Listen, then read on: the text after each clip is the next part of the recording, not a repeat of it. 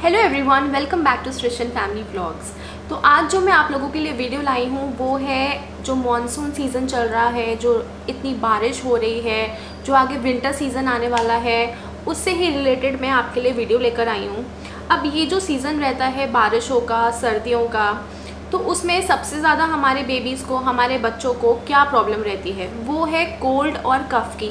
मतलब कोल्ड और कफ़ तो ऐसा है कि ये सीज़न आया नहीं और बच्चे की नाक बहने लग जाती है, उनको खांसी हो जाती है, गला ख़राब हो जाता है। तो ये सारी चीज़ें हम होम रेमेडीज़ से कैसे ठीक कर सकते हैं, उसी बारे में मैं आज की वीडियो आप सबके लिए लेकर आई हूँ।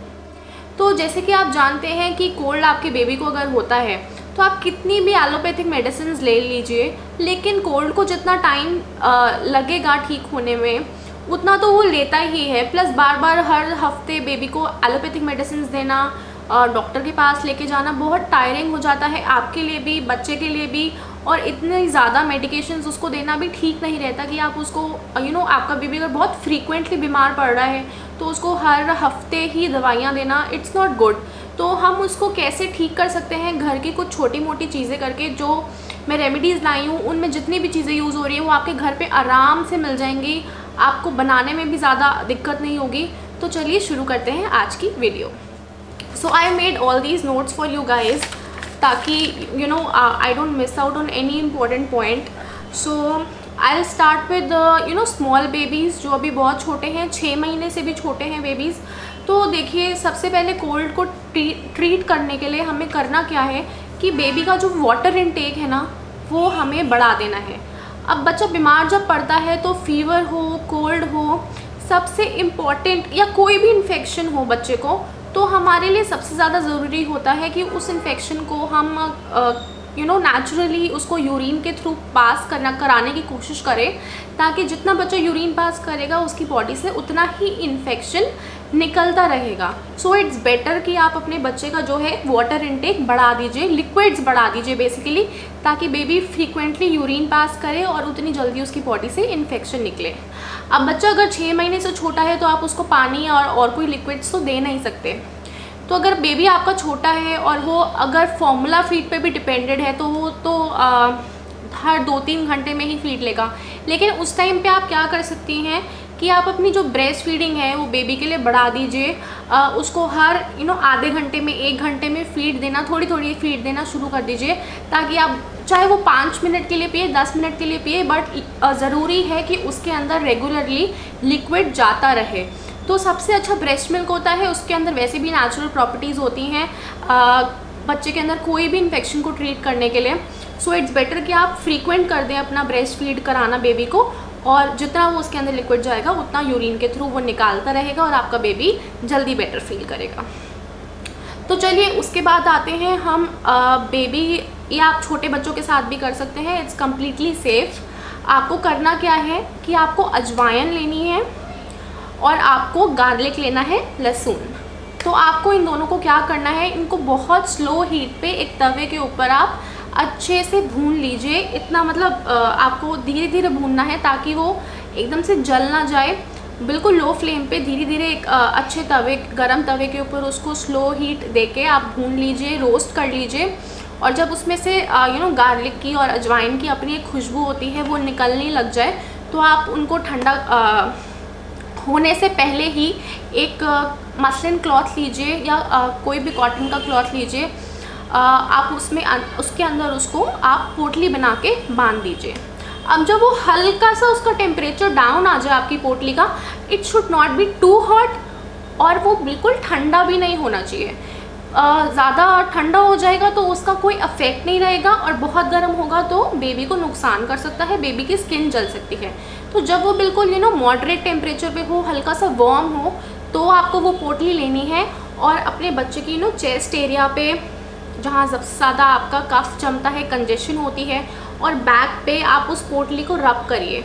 आप देखेंगे आपके, अगर आप ये 1-2 बार कर लेंगे दिन में और रेगुलरली 3-4 डेज़ करेंगे तो आपके बेबी को इतनी रिलीफ मिलेगी इससे, उसका जो कफ है सारा पिघलने लग जाएगा, आप कह सकते हैं। अगर मैं आपको बिल्कुल आसान तरीके से समझाऊँ तो उसका कफ बहुत उसको आसानी मिलेगी उस चीज़ में, कंजेशन ठीक होने में उसको बहुत रिलीफ मिलेगा। प्लस जो उसका कफ की वजह से बेबी को प्रॉब्लम हो रही है सांस लेने में, बेबी की जो नोज़ ब्लॉक्ड है उसमें भी बेबी को बहुत ज़्यादा रिलीफ मिलेगा।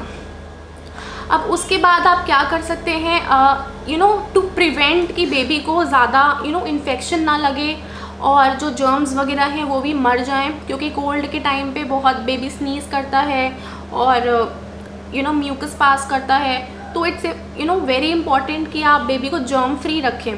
तो उसके लिए आप क्या कर सकते हैं, आप कपूर लीजिए। हाँ जी, कपूर बहुत हमारे घर में मिलता ही है आसानी से। कपूर लीजिए, लौंग लीजिए और इलायची लीजिए। ये आपको बहुत ज़्यादा क्वांटिटी में नहीं लेना, आप करीब 2 कपूर, 2 इलायची या 2-3 लौंग लेके आप उनको क्रश कर लीजिए।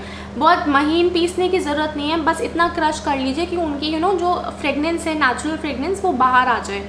उनको भी क्रश करके आप उसकी एक पोटली बना लीजिए। इनको रोस्ट करने की कोई ज़रूरत नहीं है। इसकी जो फ्रेगनेंस होती है कपूर, इलायची, लौंग की, मैं आपको बता रही हूँ, ये इतना अफेक्टिव रेमेडी है ना कि आप उसकी एक पोटली बनाकर बेबी के बस पास में आप रख दीजिए। जितने भी जर्म्स हैं, बैक्टीरिया हैं, वायरसेस हैं जो इस मौसम में बहुत फैले होते हैं, कोई आता है हमारे बेबी के पास, उसको कोल्ड होता है, कफ होता है, हमारे बेबी को इन्फेक्शन लग सकता है अगर आपका बेबी ठीक भी है तो उस सब को प्रिवेंट करने के लिए एक रूम का उस पर्टिकुलर एरिया का एनवायरनमेंट फ्रेश हो जाए और जर्म फ्री हो जाए, उसके लिए आप ये बस आंख बंद करके ये रेमेडी कर लीजिए। बस बेबी के पास वो पोटली बना के आप रख दीजिए, छोड़ दीजिए, एंड जितने भी आपके जर्म्स और बैक्टीरिया घूम रहे हैं उस पर्टिकुलर एरिया में, वो सारे के सारे मर जाएंगे। बेबी को इन्फेक्शन होने का जो आपका ख़तरा है ना, वो मैं आपको बोल सकती हूँ 95% तक तो ख़त्म ही हो जाएगा। इतना ज़्यादा इफेक्टिव है कपूर, इलायची और लौंग का मिक्सचर बना के अगर आप रख देंगे बेबी के पास। जैसे आपको लगे इसकी फ्रेगरेंस ख़त्म हो रही है तो आप फ्रेश मिक्सचर बनाइए और उसको रिप्लेस कर दीजिए। ये आप एज अ मदर अपने पास भी रख सकते हैं, या मतलब ये रेमेडी ऐसी है कि आप जो अगर अडल्ट हैं वो भी इसको ट्राई करें, वो भी जर्म फ्री रह सकते हैं, इन्फेक्शन से दूर रह सकते हैं। ये सबको हेल्प करता है, बच्चों को भी, अडल्ट्स को भी। तो चलिए आते हैं हम अपनी अगली रेमेडी में, और वो है मसाज।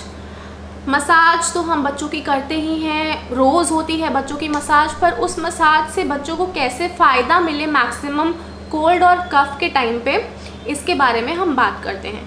तो सरसों का तेल हमें पता है बहुत अच्छा ऑयल है, पता नहीं क्यों हम आजकल उस ऑयल को भूलते जा रहे हैं। अपने खाने में भी, मसाज में भी हम दूसरे ऑयल्स की तरफ भागते हैं। But I will tell you, mustard oil is a very good oil for massaging your baby. तो आप क्या कर सकते हैं, मस्टर्ड ऑयल लीजिए और उसको अच्छे से गर्म करिए। किसी भी पैन में, बर्तन में आप मस्टर्ड ऑयल को गर्म करिए।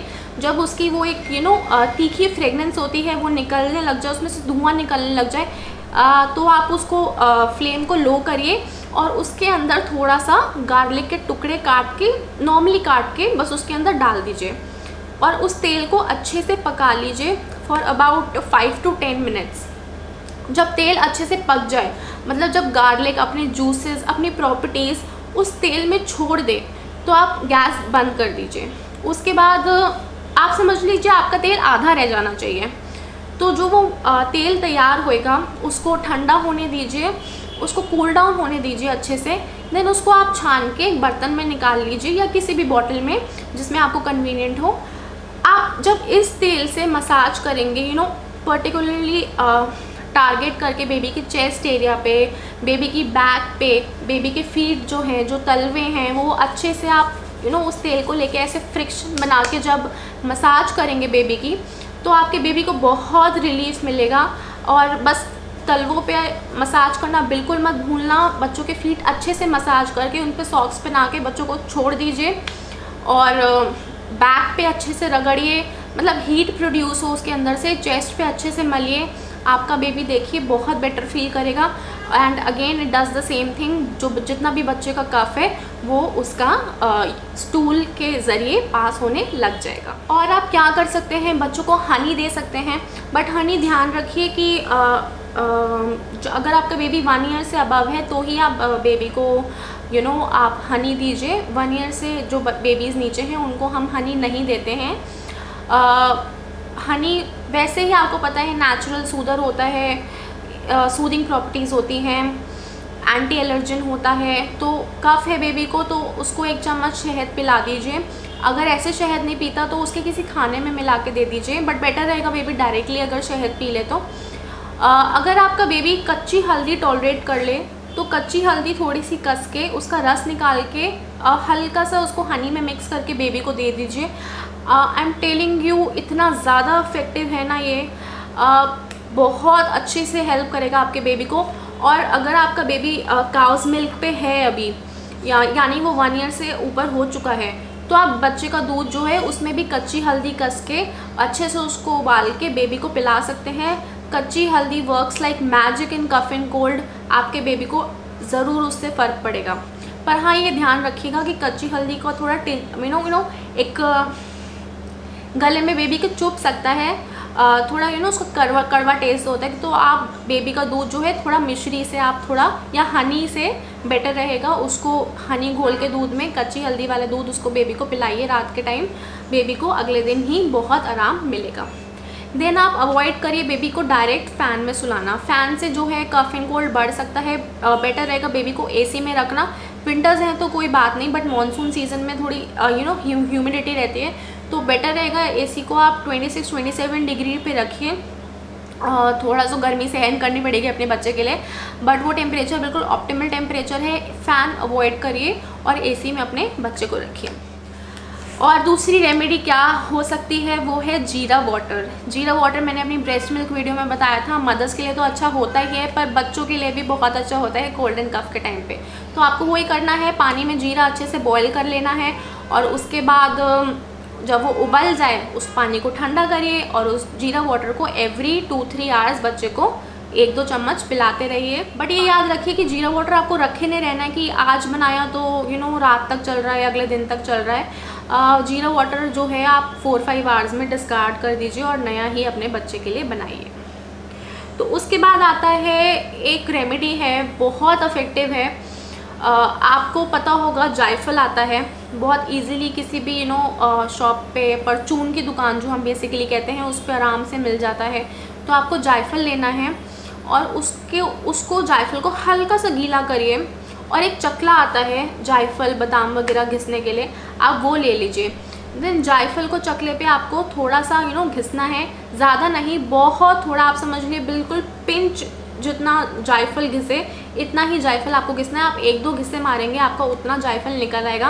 देन वो जायफल का पेस्ट लीजिए, 1 चम्मच दूध लीजिए, जो भी बच्चा दूध पी रहा है, आपका दूध, फॉर्मूला या कोई भी दूध, उसको थोड़ा सा जायफल आप बस उस 1 चम्मच दूध के अंदर मिला के बेबी को पिला देंगे ना, तो आँख बंद करके ये रेमेडी कर लो आप। मतलब बच्चे का कोल्ड कफ नेक्स्ट डे ही जितना कफ उसका जमा है ना चेस्ट एरिया में, सारा का सारा निकल जाएगा।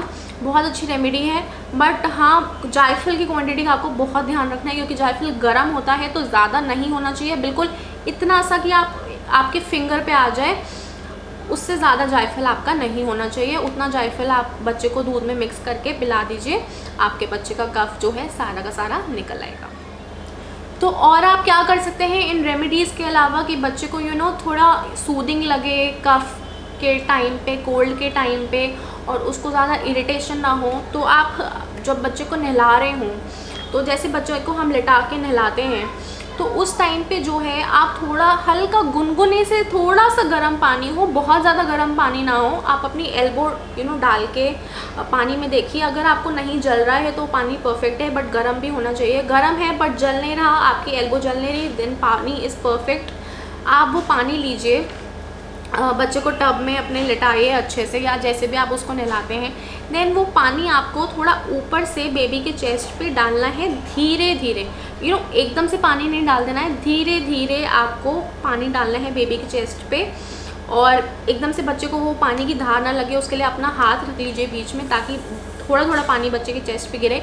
बट वो जो कहते हैं ना वार्म वाटर बाथ, जो अडल्ट्स भी लेते हैं कफ एंड कोल्ड के टाइम पे और रिलीफ मिलता है उनको, सेम प्रोसेस है ये।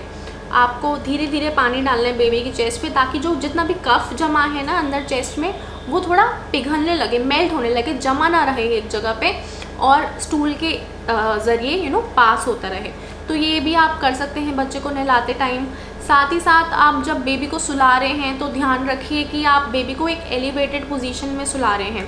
मतलब बेबी का सर एकदम फ्लैट नहीं होना चाहिए, उसको थोड़ा सर उसका तकिए पे रख के या किसी भी चीज़ के ऊपर रख के उस पर्टिकुलर टाइम के लिए आप पिलो यूज़ करिए या कुछ भी, आप एक सॉफ्ट सरफेस पे बेबी का सर रख के उसको एलिवेटेड पोजीशन में लेटा के सुलाएंगे तो बेबी को प्रॉब्लम नहीं होगी, उसका कफ जमा नहीं होगा नोज़ के अंदर। तो ये सारी थी मेरी टिप्स और रेमेडीज़ बच्चे को जब कोल्ड कफ होए उन सभी को ट्रीट करने के लिए, ठीक करने के लिए, प्रिवेंट करने के लिए। तो आई होप आप सबको मेरी ये रेमेडीज़ पसंद आई हों। प्लीज़ मेरे चैनल को ज़रूर सब्सक्राइब कीजिए, देखते रहिए मेरे चैनल को। Please subscribe to my channel, do watch my videos, like share subscribe. और मैं अपनी नेक्स्ट वीडियो जल्दी लाऊंगी, तब तक के लिए बाय बाय।